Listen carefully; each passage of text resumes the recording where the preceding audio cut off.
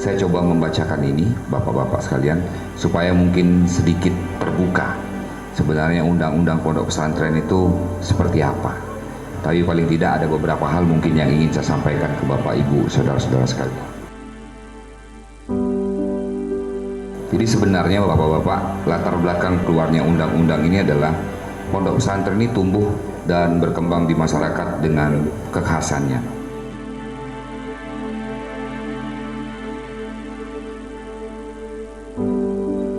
Justru jauh sebelum Indonesia merdeka, pendidikan oleh pondok pesantren sudah lebih dahulu berkembang, yang merupakan model sistem pendidikan pertama dan tertua di Indonesia. Bahkan di sini disebutkan ya, sebelum Indonesia merdeka kita sudah ada pondok pesantren di negara kita ini. Dan kemudian pondok pesantren ini telah menjadi model sistem pendidikan Indonesia, khususnya adalah pendidikan yang berasrama.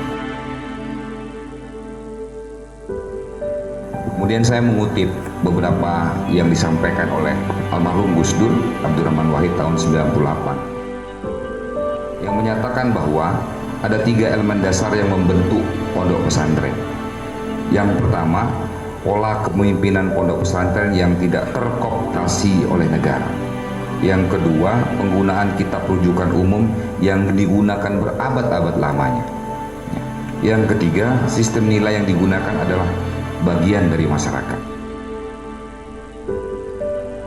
Kemudian Bapak-bapak saudara-saudara sekalian, kebijakan nasional tentang pengembangan pondok pesantren sebelum adanya undang-undang pesantren, pesantren ini masuk jenis pendidikan non formal atau jalur luar sekolah.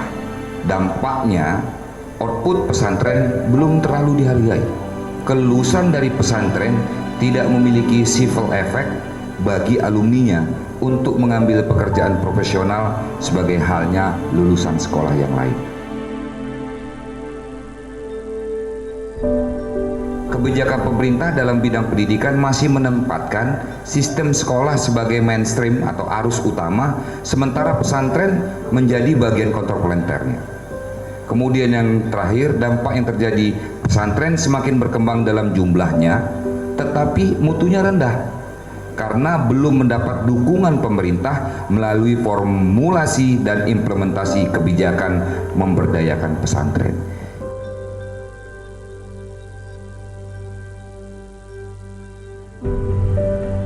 Itu mungkin beberapa hal yang ingin saya sampaikan sekilas, mungkin sepintas tentang apa itu Undang-Undang Nomor 18 Tahun 2019 tentang pondok pesantren.